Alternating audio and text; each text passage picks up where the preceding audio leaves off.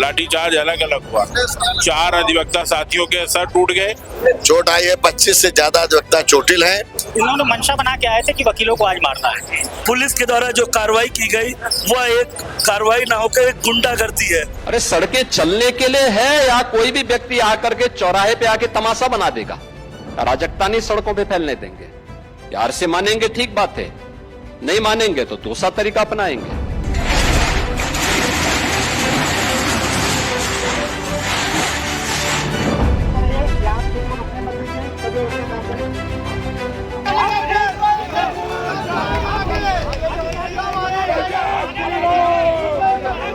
नामित नहीं थे, उन पे चैम्बरों पर बुलडोजर चलाया गया है, तभी हम लोगों ने विरोध किया है। हमारे उपाध्यक्ष हैं, उनके कंधे पे गर्दन पे लाठी मारी गई, पूरी गर्दन पे लाठी चपी हुई है।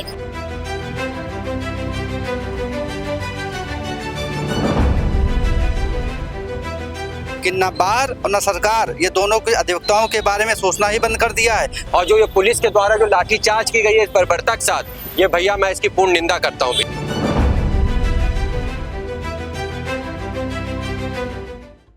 नमस्कार, आपके साथ मैं तबरेज आलम। आज हम मौजूद हैं राजधानी लखनऊ के जिला अधिकारी कार्यालय के पास, जहां पर कोर्ट पर जिस तरीके से कल सख्ती दिखाते हुए बुलडोजर चला था, चैम्बरों पर बुलडोजर चलने के बाद वकीलों में क्या नाराजगी है और उस नाराजगी को लगातार जाहिर करने के लिए यहाँ पर सड़कें जाम हो चुकी हैं, यातायात पूरी तरीके से प्रभावित हो चुका है। मेरे पीछे आप इन तस्वीरों में देख सकते हैं जिस तरीके से जो चैम्बर बनाए गए थे, लकड़ी के चैम्बर थे या टीन शेड जो लगातार थे, उन सभी चैम्बरों पर जिस तरीके से बुलडोजर चला। बुलडोजर चलने के बाद लगातार वकीलों का सीधा ये कहना है कि लगभग 3 दिन यानी 3 दिन तक हम कोर्ट बंद रखेंगे और किसी भी तरीके से कोई भी सुनवाई नहीं की जाएगी। लगातार ऐसे सैकड़ों जो वकील हैं वो अपनी बात पर कायम है।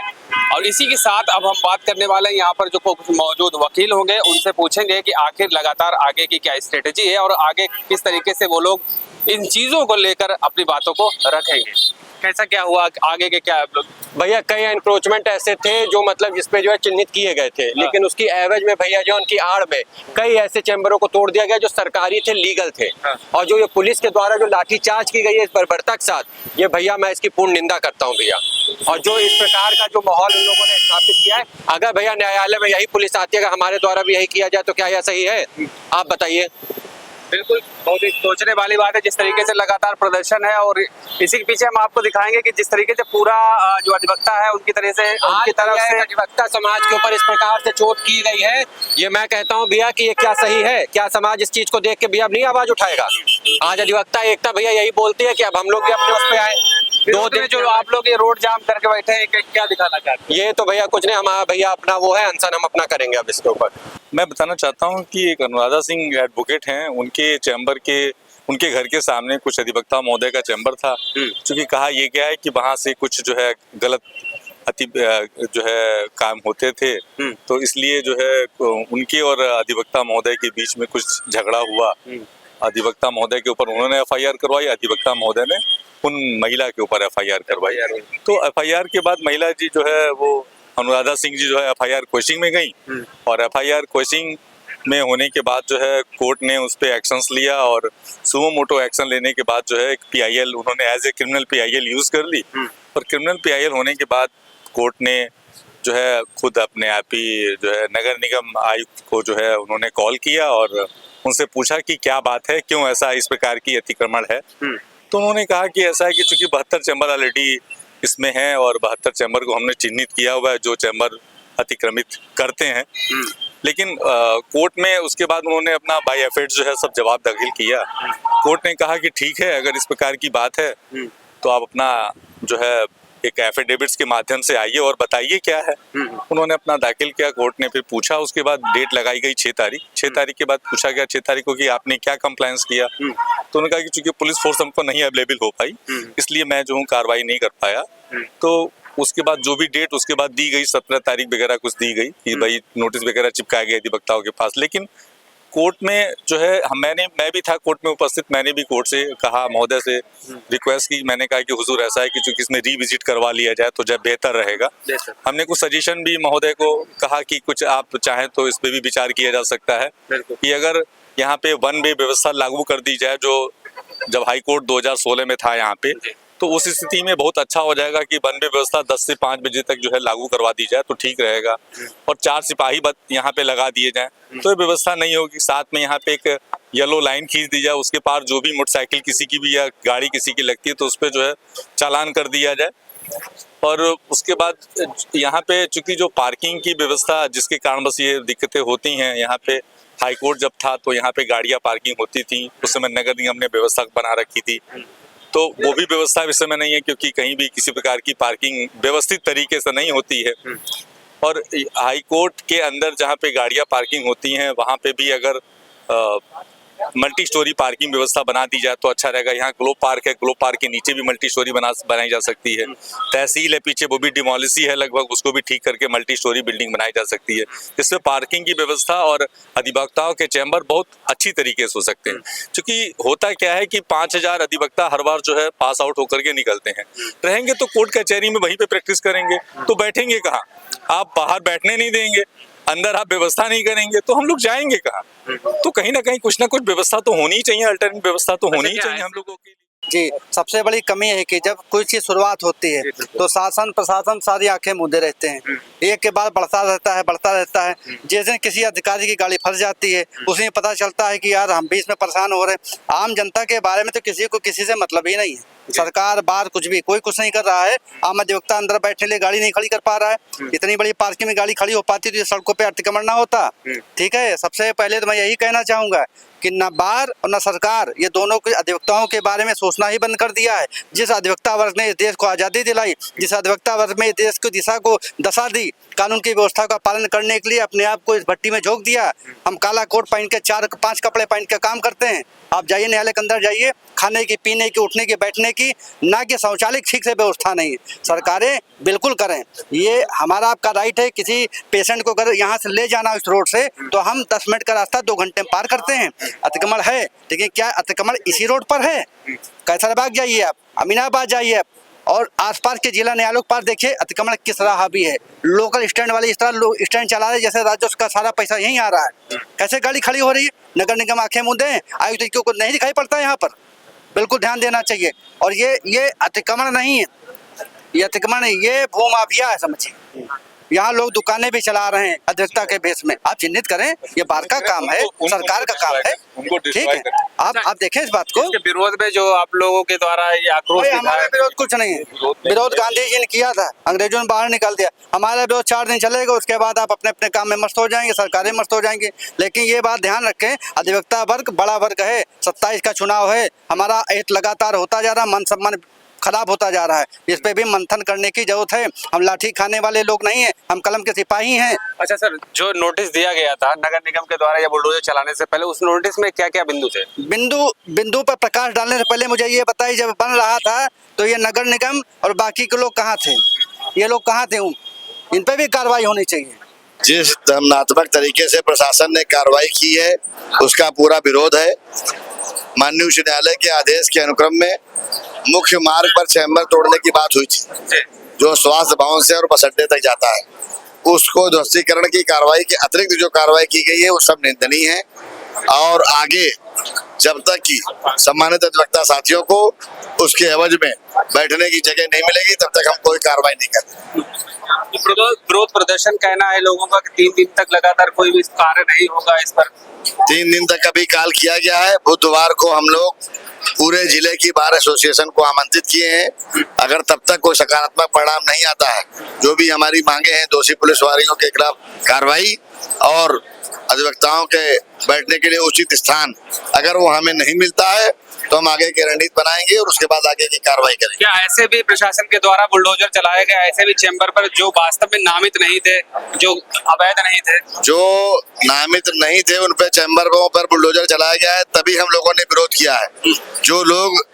जो चैम्बरों में काले कोट की आड़ में गलत काम करने का प्रयास किया जा रहा था, वहाँ की गई किसी भी कार्रवाई का हम लोगों ने विरोध नहीं किया है, क्योंकि वो अधिवक्ता नहीं थे।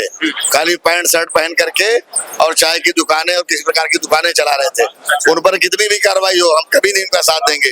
लेकिन सम्मानित अधिवक्ता साथी जो विधि व्यवसाय में रत हैं, उनके साथ अगर कोई जाति होगी तो उसको बर्दाश्त नहीं करेंगे। जहां तक जरूरत होगी उस स्तर तक हम लोग लड़ाई लड़ेंगे। जिस तरीके से प्रशासन ने रविवार दिन का जो दिन था, समय था, उसका डिसाइड कर लिया, हालांकि कह सकते हैं कि संडे को काफी कुछ लोग नहीं होते हैं, तो इस तरीके से लेकर एकदम कार्यवाही वो इसीलिए संडे को किया गया है क्योंकि प्रशासन को मालूम था कि सम्मानित अधिवक्ता साथी जब वर्किंग डे में अपनी पूरी ताकत के साथ होंगे तो वो एक भी बाल बांका नहीं कर पाएंगे। इसीलिए उन्होंने धोखे से ये कार्य करने का प्रयास किया। 2-3 अधिवक्ताओं के हाथ टूट गए हैं, कुछ ही पसली में इलाज आया है, चोट आई है। 25 से ज्यादा अधिवक्ता चोटिल हैं।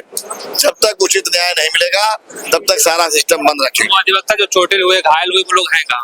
वो 2 बलरामपुर अस्पताल में भर्ती है। ये रानी रावत जी हमारी कारखानी है, पूरे हाथ में चोट है। ये आशीष शुक्ला जी हैं, इनके चोट है, और बहुत से साथी अधिवक्ता जिनको अपना इलाज कराने के उपरांत आज जो घर में अपना स्वास्थ्य लाभ ले रहे हैं। क्या करें यहाँ कर। जब प्रशासन ने चलाने से पहले रिविजिट नहीं किया था? प्रशासन ने ये कहा था कि जिन दुकानों में व्यवसायिक कार्य हो रहा है उन पर कार्रवाई करेंगे, उसके लिए सहमति दी गई थी। उसकी जान में जरूरत से ज्यादा कार्रवाई और दमनात्मक तरीके से कार्रवाई की गई, जिसका पुरजोर तरीके से हम लोग विरोध करते हैं। तो मुआवजे को लेकर कोई मांग है? मुआवजे के लेकर के कोई मांग नहीं है, सिर्फ दोषी पुलिसकर्मियों के खिलाफ कार्रवाई और साथ में जिन अधिवक्ता साथियों को बेघर किया गया है उनके लिए बैठने का उचित स्थान, और साथ ही साथ जो हजारों की संख्या में अधिवक्ता तैयार हो रहा है और उसकी जगह नहीं है, तो उन सब के लिए बैठने का उचित स्थान चाहिए। बगल में तहसील की जमीन है, कर्मचारियों के आवास है जो अब यहाँ नहीं रहते हैं। वो सारी जमीनों की मांग हम लोगों ने पहले भी की है। माननीय मुख्यमंत्री जी को पत्र दिया था, प्रशासन में भेजा था पत्र, और वो सारे जगह सिविल कोर्ट परिसर को मिलनी चाहिए। जब तक वो सारी मांगे नहीं पूरी होगी तब तक हम लोगों के पास कोई विकल्प नहीं अपने आप को आवास में रखने के अलावा।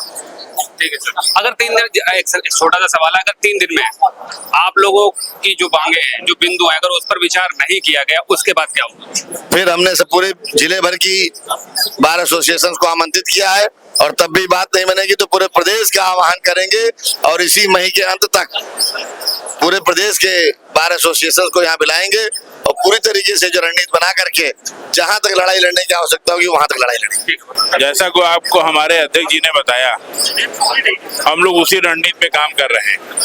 2 दिन का प्रस्ताव है हमारा हड़ताल का। उसके उपरांत जनपद की 20 तारीख को पूरे जनपद के अधिवक्ता साथी प्रमुख इकट्ठा होंगे। 20 तारीख के बाद जो प्रस्ताव आएगा उससे आपको अवगत कराएंगे।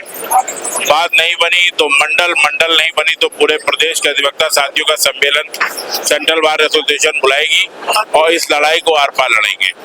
लाठीचार्ज पर क्या कहेंगे लखनऊ पुलिस प्रशासन?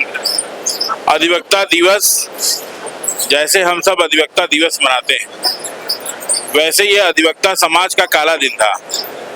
इसको central bar association black day घोषित करती है। इसको सदैव प्रतिवर्ष ब्लैक डे के रूप में सेंट्रल बार एसोसिएशन मनाएगी। पुलिस कर्मियों के द्वारा महिलाओं पर लाठीबाजी गई, इस पर क्या कहना चाहेंगे? देखिए, बहुत निंदनीय है। हम अपने प्रस्ताव में लाए हैं कि जो अधिवक्ता साथी चोटिल हुए उनको आर्थिक सहायता सेंट्रल बार करेगी, और पुरुष पुलिस कर्मियों ने जो महिला अधिवक्ता साथियों के साथ जो अभद्र व्यवहार और लाठीचार्ज किया है, उस पे अगर 25 पुलिसकर्मी हैं, आइडेंटिफाई उनको हम लोग कर रहे हैं। कुछ लोग आइडेंटिफाई हो गए सूची के आधार पे, कुछ को और कर रहे हैं। अगर उन पर कार्रवाई नहीं हुई तो आर पार की लड़ाई लड़ेंगे। कोई प्रार्थना पत्र अभी तक दिया गया प्रशासन, पुलिस प्रशासन? नहीं, अभी तक प्रार्थना पत्र नहीं दिया गया है। मेडिकल उपलब्ध है हमारे साथियों के, काउंटर खोला गया है कि मेडिकल अपने अपने हम लोगों को दे, और मेडिकल के साथ साथ हम लोग एक एप्लीकेशन सब पूरी बनवाएंगे अलग अलग। 25 मेडिकल एप्लीकेशन हमारी बनेगी, थाने में 25 प्रार्थना पत्र देंगे अलग अलग, और उनके मेडिकल लगा के, और प्रयास पूरा रहेगा कि FIR हो। तो सर सामूहिक था तो अलग अलग इसके पीछे चोट भी तो अलग अलग मारी है सबके, लाठीचार्ज अलग अलग हुआ। 4 अधिवक्ता साथियों के सर टूट गए, किसी के 4 टाँके आए, किसी के 2 टाँके आए, किसी के 1 टाँका आया। 2 अधिवक्ताओं के हाथ टूट गए। विभिन्न जगह के घटना स्थल हैं। महिला अधिवक्ताओं के हाथ टूट गए। हमारे उपाध्यक्ष हैं, उनके कंधे पे गर्दन पे लाठी मारी गई, पूरी गर्दन पे लाठी चपी हुई है। कई अधिवक्ता साथी जो दिखा पाने की स्थिति में नहीं है, उनके हिप पर कमर के नीचे प्रहार किया गया। ऐसे कम से कम 100 अधिवक्ता चोटिल है, 100 चोटिल है। ये देखिए, मैं आपको दिखाऊंगा कैमरे के माध्यम से। ये देखिए आप इनका हाथ, ये देखिए उनका हाथ दिखाइए आप, ये देखिए आप पीछे देखिए, इस तरीके ये देखिए आप बेटा, ये दिखाइए, ये ऐसे हाथी, ये देखिए आप। क्या नाम है आपका? राहुल प्रियदर्शी नाम है। किसने लाठी मारी थी? पुलिस और नगर निगम की टीम ने मिल करके मारी थी। दिखाई भी दे सकता है कि वास्तव में जो लाठी भाजी गई थी, नीला बिल्कुल पड़ा हुआ है, स्पॉट पड़े हुए हैं, इधर भी हाथ में चोट है। कई ऐसे अधिवक्ता है जो वास्तव में घायल हुए थे। क्या पर्चा कटवाए थे। क्या कहकर लाठी भाजी गई आपके? नहीं, वहाँ ये बताया रामायण का पाठ चल रहा था तो हम लोग वहाँ गए थे रामायण के पाठ में। तो ये हुआ कि जो आदेश पारित हुआ था उससे तो चैम्बर हटा ही जा चुके थे, लेकिन जब वहाँ आए लोगों ने देखा, उन्होंने मंशा बना के आए थे कि वकीलों को आज मारना है। और जैसे उन्होंने देखा कि रामायण के पाठ पे कई अधिवक्ता मौजूद है, वहाँ उन्होंने बिना आओ देखा ना था वहाँ पे लाठीचार्ज चालू कर दिया। उनकी मंशा ही ये थी, क्योंकि बाकी वकील तो चैम्बर तो खाली कर ही रहे थे अपना, लेकिन उनकी मंशा में था कि आज वकीलों को मारना है। वो अपना निजी स्वार्थ उसमें देख रहे थे कि वकीलों से अपना निकालना है, तो उस चक्कर स्वार्थ में लाठी भाजी। जी। मंत्री जी, एक आखिरी सवाल हमारा है कि माननीय न्यायालय का जो आदेश हुआ उसको किस तरीके से आगे मानेंगे? माननीय न्यायालय के आदेश का जो आदेश है उसका हम सब समर्थन करते हैं, हम सब सम्मान करते हैं। माननीय न्यायालय के आदेश से हम अपने आप को अलग नहीं मानते।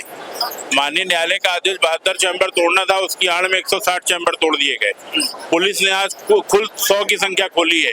100 की संख्या, जब 72 का आदेश था तो आपने 100 की संख्या जो पेपरों में आइडेंटिफाई करी, तो ये 28 चैम्बर किसके आदेश से आपने तोड़ दिए?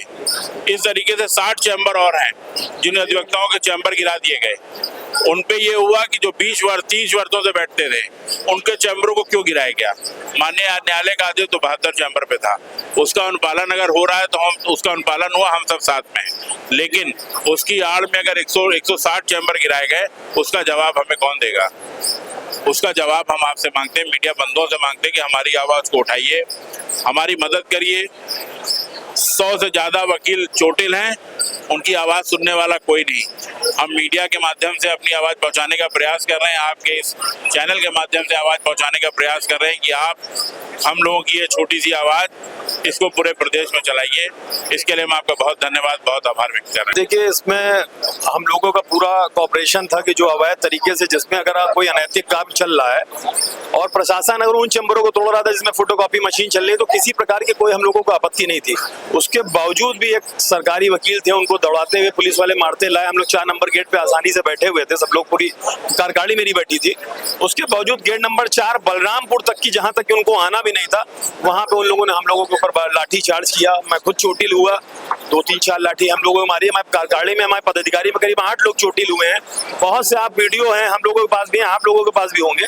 अगर आप उन वीडियो को देखेंगे तो आपको खुद दिखाई पड़ेगा, लेकिन उसका विपरीत।